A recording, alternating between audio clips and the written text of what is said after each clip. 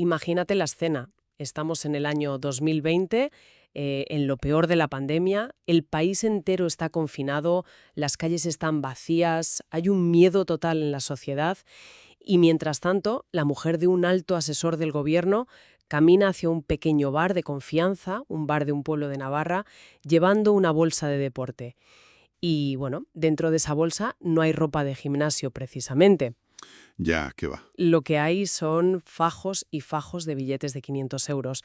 Unos billetes a los que en sus mensajes secretos de WhatsApp llamaban chistorras, Madre mía, chistorras. tal cual. Y hoy, en este análisis a fondo, vamos a adentrarnos en una montaña de documentos policiales y judiciales que sostienen, básicamente, que esas chistorras eran, o sea, la calderilla, del mayor presunto atraco político de la historia reciente de España. Y a ver, para entender el tamaño real de esta red, tenemos sobre la mesa literalmente miles de páginas. O sea, hablamos de atestados interceptados por la Unidad Central Operativa, la famosa UCO de la Guardia Civil, también autos de la Audiencia Nacional y, bueno, un aluvión de investigaciones periodísticas. Pero, y esto es muy importante, hay que dejar las reglas del juego clarísimas desde este mismo segundo. Sí, por favor, adelante con eso. Pues a ver, los documentos que vamos a analizar hoy contienen material con una carga política brutal, ¿no? Y acusaciones penales gravísimas contra altos cargos del Estado. Así que, quienes nos escuchan hoy deben saber que nuestra función aquí no es dictar sentencia ni tomar partido por ninguna trinchera política. No somos jueces. Exacto, no estamos aquí para posicionarnos. Eso es. Nuestro único objetivo hoy es abrir esos expedientes y explicar de manera estrictamente imparcial, que dicen los investigadores, cómo operaba supuestamente esta red y, bueno, qué pruebas sostienen estas graves acusaciones. Todo basado en las fuentes. Totalmente. Porque, a ver, la historia que cuentan esos papeles es digna de un thriller, de verdad. Lo que la prensa bautizó inicialmente como el caso Coldo, que parecía un escándalo sobre comisiones por traer mascarillas de China, pues según el sumario actual es algo muchísimo más oscuro. Sí, la escala cambia por completo. Claro, es que los informes hablan de una presunta maquinaria de sobornos instalada en el mismísimo Ministerio de Transportes. Y, a ver, para entender cómo alguien llega a tener el poder de mover bolsas de billetes por Navarra, los investigadores nos dicen que hay que retroceder en el tiempo hasta 2017. Hay que fijarse en un pequeño grupo de personas al que apodaban la banda del PSOE. Uf, la banda del Pello. A ver, los atestados policiales prestan muchísima atención a los orígenes de este grupo, porque claro, explican la dinámica de lealtad que vino después. En 2017, el Partido Socialista, el PSOE, atravesaba una guerra civil interna bastante brutal. Pedro Sánchez había sido forzado a dimitir, Ajá. viajaba un núcleo extremadamente cerrado. O sea, el propio Pedro Sánchez, al que la trama luego llamaría el Uno en sus mensajes. El uno, madre mía. Sí, sí. También iba José Luis Ábalos, futuro ministro, Santos Cerdán, el futuro número 3 del partido, y al volante iba Koldo García, un antiguo portero de discoteca que hacía las veces de chofer y guardaespaldas. Ostras, es que me fascina esta parte, te lo digo en serio. Yo misma me he quedado alucinada leyendo esto, porque los informes muestran que ese viaje forjó una lealtad absoluta. Es como, no sé, como una banda de rock en sus inicios, ¿no? Viajando en una furgoneta, todos a una.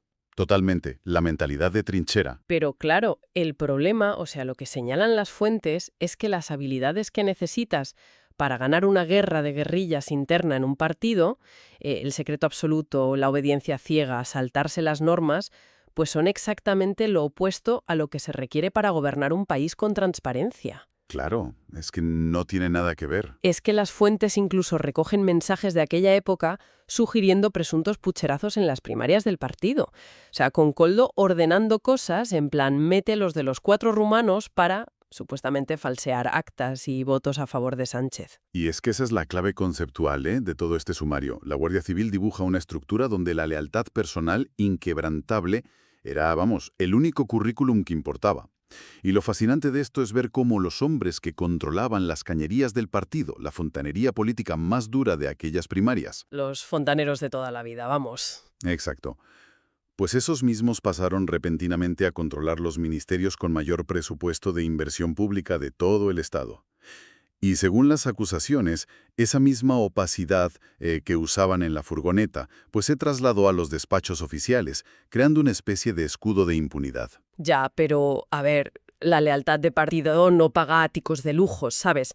Para pasar del Peugeot a manejar millones de euros necesitas un sistema, una forma de extraer ese dinero del Estado. Claro, necesitas infraestructura. Eso es. Y los documentos dicen que las mascarillas fueron solo oportunismo pandémico, pero que el verdadero negocio, la mina de oro, estaba en el cemento, en la gran obra pública.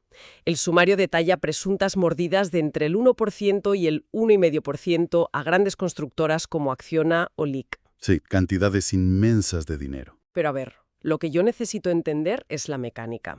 Porque ¿cómo amañas un contrato para hacer una autopista o una línea del AVE? O sea, no es como ir a comprar folios a la papelería. Hay mesas de contratación, hay interventores del Estado, hay matemáticas puras en las ofertas. ¿Cómo lo hacían? Pues mira, el truco, según desglosa la investigación de la UCO, está en alterar las reglas del juego desde dentro, utilizando un auténtico agujero negro de la administración, que son los criterios de valoración subjetivos. Ah, claro, la subjetividad. Eso es. Imagina que el ministerio saca a concurso una obra por, no sé, 100 millones de euros. A ver, si todo dependiera del precio, pues ganaría la oferta más barata, lógicamente. Así que, ¿qué hacían presuntamente este grupo acelerador? Pues colocaban a altos cargos afines en las empresas públicas como Adif o la Dirección General de Carreteras. Para controlar el proceso desde la base. Exacto. Y esta gente redactaba los pliegos del concurso, incluyendo categorías técnicas que, sorpresa, dependían exclusivamente de la opinión personal del evaluador. Cosas como impacto estético o innovación del trazado. Y de repente, esos criterios subjetivos valían, no sé, el 40% de la nota final. Ostras, claro. O sea, perviertes las matemáticas con opiniones. De esa forma puedes justificar darle una obra millonaria a una empresa amiga, aunque su oferta económica sea mucho más cara. Tal cual. Y ahí entraba la segunda fase del mecanismo, que son los llamados modificados. Los sobrecostes, no. Eso es. Una vez que la constructora ya tenía la obra adjudicada, de repente el ministerio aprobaba ampliaciones de presupuesto, alegando problemas técnicos imprevistos en el terreno. Y claro, esos sobrecostes engordaban el beneficio de la constructora de manera artificial. De ahí, presuntamente, salía el margen para pagar las mordidas millonarias a la trama política. Vale, lo entiendo. O sea, el dinero sucio ya está generado en las cuentas de la constructora. Pero, a ver, una empresa multinacional cotizada en bolsa no puede simplemente sacar 1 millón de euros en efectivo de un cajero para dárselo a un ministro. No, Hacienda saltaría enseguida. Claro, entonces, ¿cómo lavas ese dinero para que llegue a los bolsillos de la red sin hacer saltar las alarmas? Pues aquí es donde los investigadores apuntan directamente a la figura de Santos Cerdán, el que era el número 3 del partido. La UCO descubrió un contrato privado oculto en un garaje, un documento que demostraba que Cerdán poseía en secreto el 45% de una sociedad pantalla en Navarra, una empresa llamada Servinavar. Servinávar, madre mía. Sí, y esta empresa era, digamos, la clave de bóveda de lavado. Lo que hacía Servinavar era emitir facturas a las constructoras favorecidas por conceptos deliberadamente vagos. Ya sabes, cosas como asesorías de desarrollo técnico o gestiones comerciales. Humo. Básicamente vendían humo. Exacto. Y la constructora pagaba esa factura, justificando así la salida del dinero de sus cuentas de una forma aparentemente legal, y el dinero aterrizaba limpio en la empresa controlada por la trama. Tela. Y aquí, precisamente aquí, es donde volvemos a la mujer con la bolsa de deporte en el bar de Navarra del principio. Porque a pesar de toda esta sofisticación de las facturas y tal, los mensajes de la Guardia Civil demuestran que tenían una sed insaciable de dinero físico, de billetes. Sí, el efectivo era el rey. Y es que la criptografía casera que usaban para hablar de ese dinero por WhatsApp es, a ver, es casi cómica. Es de película mala de espías, la verdad. A ver, el vocabulario en clave está súper documentado en los atestados. Hablaban de chistorras para referirse a los billetes de 500 euros por su color y tamaño. Luego, los soles eran los billetes de 200 euros. Las lechugas, claro, los billetes de 100 por el color verde, y los folios a los de 50. Es alucinante. Y hay conversaciones literales, donde Koldo le dice a su esposa, a Patricia Uriz, que tiene una pequeña alegría y le anuncia que lleva 2000 chistorras. Y ella, calculando así rápido, responde sorprendida, «¡Ostras, eso es 1.000.000!». Es que es como entrar en un casino con fichas que has robado, ¿sabes? No puedes ir a la caja principal y cambiarlas todas de golpe por dinero limpio sin que el jefe de seguridad se dé cuenta y te detenga. Tienes que ir apostando poco a poco, cambiar tus ganancias en ventanillas distintas. Y según leo en los informes, eso es exactamente el pitufeo de manual que hacía la esposa de Koldo. Exactamente, actuaba como el cajero automático de la red. Iba por pequeños comercios y bares de confianza en Navarra, cambiando las chistorras de 500 euros por billetes más pequeños. Un blanqueo ejecutado, por el entorno íntimo de un ministro. Y a ver, ese dinero en efectivo fluía en todas direcciones. Porque los informes también relatan episodios donde, supuestamente, el propio partido entregaba a Ábalos y a Koldo adelantos para gastos institucionales. Pero claro, en sobres repletos de billetes, utilizando incluso sobres con el logotipo oficial del partido impreso. ¡Qué fuerte! ¿Y a dónde iba todo ese dinero? ¿Por qué no lo guardarían debajo del colchón? Pues no, el destino iba mucho más allá del ahorro, desde luego. La UCO documenta cómo la trama presuntamente costeaba el ático de lujo de Santos Cerdán en Madrid. Ábalos, por su parte, recibió el uso y disfruté de un espectacular chalet en la Alcaidesa, en la costa de Cádiz. Un chaletazo, vaya. Un chaletazo. Y por si fuera poco, la red se encargaba de pagar mensualmente en efectivo el alquiler de un piso de lujo en el centro de Madrid para la amante del ministro Ábalos. A ver, todo esto que me cuentas suena no sé, a mafia local, al típico caciquismo de sobres y chalets en la playa de toda la vida. Pero claro, cuando seguimos leyendo el sumario judicial, de repente la escala salta por los aires. Pasamos de los bares en Navarra a conexiones de altísimo nivel en el Caribe y operaciones geopolíticas en Venezuela. Sí, ahí es donde la cosa se vuelve internacional. Y la pregunta lógica que cualquiera se haría es, ¿cómo un antiguo portero de discoteca y un grupo de políticos logran tejer una red internacional de lavado de dinero? Porque les faltaba el puente, ¿no? El contacto con el gran mundo corporativo. Y ese puente tiene nombre y apellidos en el sumario. Es Víctor de Aldama. Este hombre es lo que los investigadores denominan el elemento corruptor. Aldama era el conseguidor, el hombre que conectaba los despachos ministeriales con las grandes sedes corporativas. El relaciones públicas de la trama, por así decirlo. Algo así, sí. Él es quien presuntamente compra el chalet de Cádiz para Ábalos y quien, ojo, le pasaba a Koldo un sueldo fijo en negro de 10.000 euros al mes. ¿10.000 euros al mes? Madre mía. En efectivo. Y Aldama es vital en esta historia porque él aporta la infraestructura internacional que los políticos no tenían. Utilizaron la República Dominicana, que ya sabemos que es conocida por cierta opacidad financiera, como la lavadora principal. ¿Y cómo lo hacían allí? Pues Aldama montó allí una red de clínicas de pruebas PCR que se llamaba Pronalab, y los miembros secundarios de la trama, como por ejemplo el hermano de Koldo, viajaban al Caribe y volvían a España cargados, físicamente cargados, con fardos de billetes a los que llamaban tickets o chelitos. Chelitos. Tienen un vocabulario para todo, de verdad. Pero a ver, las conexiones de Aldama no se quedaban solo en el Caribe, no, porque él era asesor de Globalia, la empresa matriz de la aerolínea Air Europa, y aquí es donde las piezas del puzzle se vuelven peligrosamente grandes, porque entramos en las relaciones con el gobierno de Nicolás Maduro en Venezuela. Sí, aquí entra otro nombre de muchísimo peso. Exacto. Los informes policiales y periodísticos que revisamos señalan que el expresidente José Luis Rodríguez Zapatero presuntamente operó como lobista en la sombra. O sea, según estas investigaciones, Zapatero presionó al Ministerio de Transportes para que aprobara el polémico rescate, un rescate de 53 millones de euros a Plus Ultra. Una aerolínea vinculada al chavismo, recordemos. Claro. Y a cambio de esas gestiones, presuntamente, habría cobrado cerca de 500.000 de euros a través de un testaferro. Todo disfrazado, claro, de consultorías globales. Las fuentes también recogen sospechas sobre desvíos de fondos de la petrolera estatal venezolana, de PDVSA, para financiar irregularmente al PSOE. Y es que el hilo de los rescates aéreos nos lleva a una de las ramificaciones más sensibles de toda la investigación. Porque Koldo García, en unas declaraciones que están aportadas a la causa, asegura haber estado presente en reuniones donde el CEO de Air Europa, Javier Hidalgo, hablaba de compensar con 1 millón de euros a Begoña Gómez. A la esposa del presidente del gobierno. Exacto. supuestamente por facilitar y agilizar ese rescate público multimillonario de su aerolínea durante la crisis del COVID. A ver, espera. Aquí tenemos que pisar un poco el freno, ¿eh? Y ser muy críticos con lo que estamos leyendo. Porque, a ver, Koldo es un hombre que actualmente está en prisión, enfrentándose a penas gravísimas y cuyo imperio personal pues se ha hundido por completo. Es cierto, su situación es desesperada.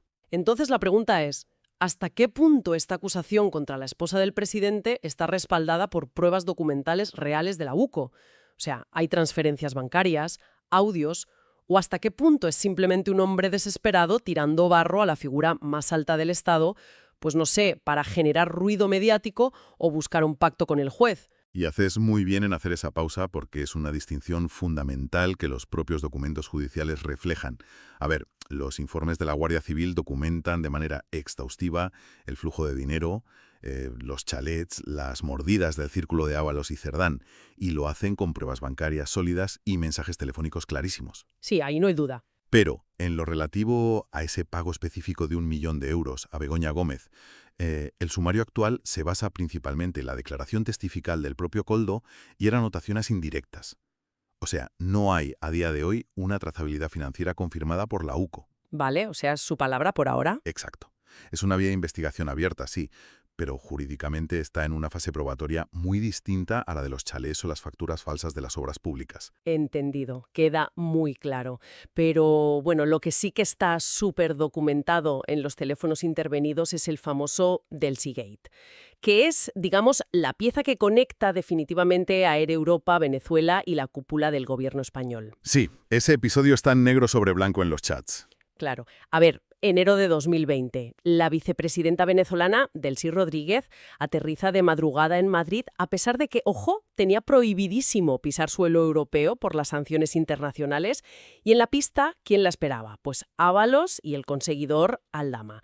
Y durante años, la versión oficial del gobierno fue que el presidente Pedro Sánchez no tenía ni la más remota idea de esto, que fue como una sorpresa diplomática de última hora. Y los volcalos de los teléfonos móviles incautados por la UCO desmontan esa versión oficial por completo. Los mensajes de WhatsApp muestran cómo Ábalos le escribió a Sánchez 4 días antes de que el avión despegara y le informaba, con todo detalle, de que se iba a reunir en secreto con la vicepresidenta venezolana. ¿Y la respuesta del presidente? La respuesta de Pedro Sánchez fue un escueto pero meridianamente claro. Bien. O sea, esto es crucial no solo por la mentira política de cara al público, sino porque demuestra toda la mecánica operativa, ¿no?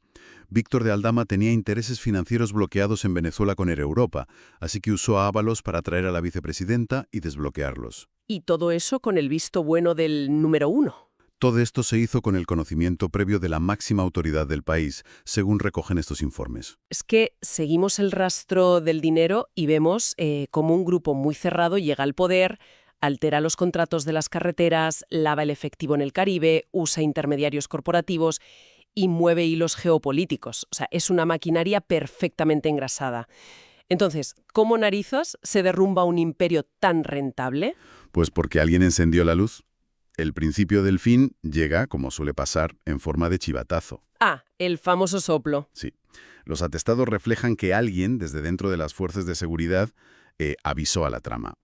Koldo descubrió que la UCO llevaba meses monitorizando sus movimientos y que tenían pinchados los teléfonos de 27 personas involucradas en la red. 27 teléfonos, madre mía. Pero a ver, el detalle más demoledor, y esto es lo que relatan los autos judiciales, sitúa el epicentro de este encubrimiento en el mismísimo Palacio de la Moncloa, en septiembre de 2023. Así es. Los testimonios recogidos en la investigación señalan que fue el mismísimo presidente, Pedro Sánchez, quien presuntamente convocó a Ábalos a una reunión súper secreta en Moncloa y allí le reveló en persona que la Guardia Civil iba a ir a por Koldo. Es que si la justicia confirma esto, ya no estaríamos hablando solo de sobornos en un ministerio o de obras públicas amañadas. No, en absoluto.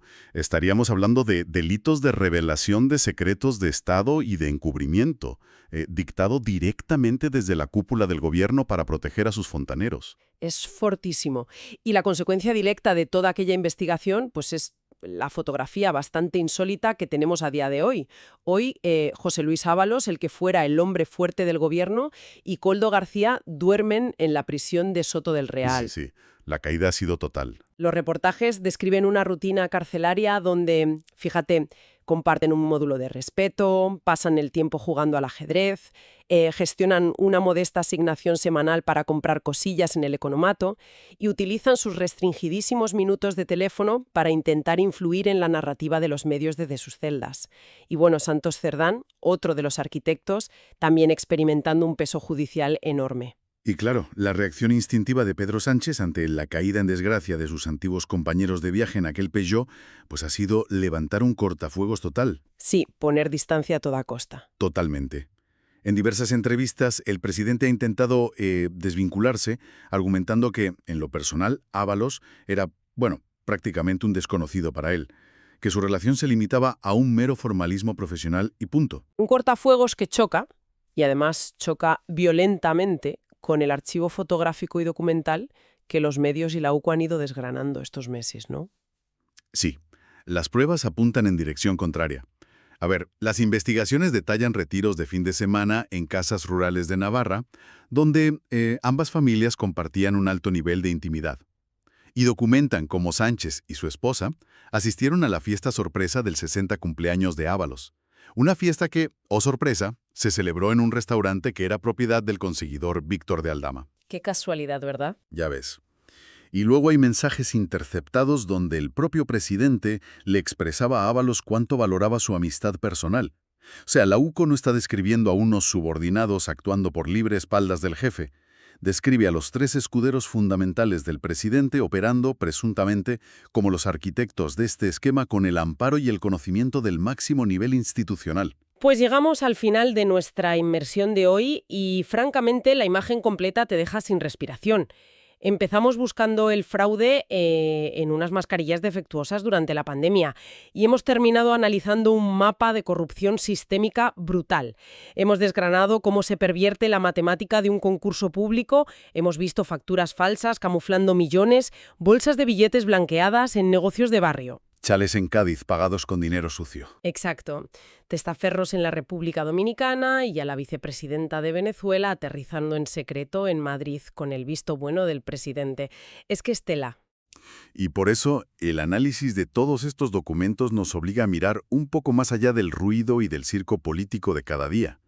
Porque cuando una red logra imponer una mordida del 1 o del 2% en la adjudicación de una línea de tren o en una autopista, la gente tiene que saber que ese dinero no sale de la nada. Claro que no, lo pagamos todos. Eso es. Sale directamente de los impuestos de los ciudadanos, de quienes nos escuchan ahora mismo. La corrupción a este nivel encarece la vida, retrasa las infraestructuras, merma la calidad de los servicios públicos y a un nivel más profundo, pues destroza la confianza que sostiene nuestra democracia. No es una simple anécdota de políticos, es una fuga estructural de recursos que nos pertenecen a todos. Absolutamente. Y todo esto pues, nos devuelve al punto de partida, ¿no? A ese Peugeot viajando por España en 2017. Y a la luz de todo lo que recogen las investigaciones de la Guardia Civil que hemos repasado hoy, nos queda una reflexión inevitable para que cada persona que nos sintoniza le dé una vuelta en casa. A ver. Si los mismísimos arquitectos de un proyecto político, o sea, los fontaneros que construyeron las bases del partido y ganaron las campañas que llevaron a este gobierno al poder, acaban en prisión, acusados de operar con el manual de una organización criminal, la pregunta ¿es realmente posible desmantelar esa red de corrupción sin que termine colapsando todo el edificio gubernamental que ellos mismos construyeron? Ahí lo dejamos.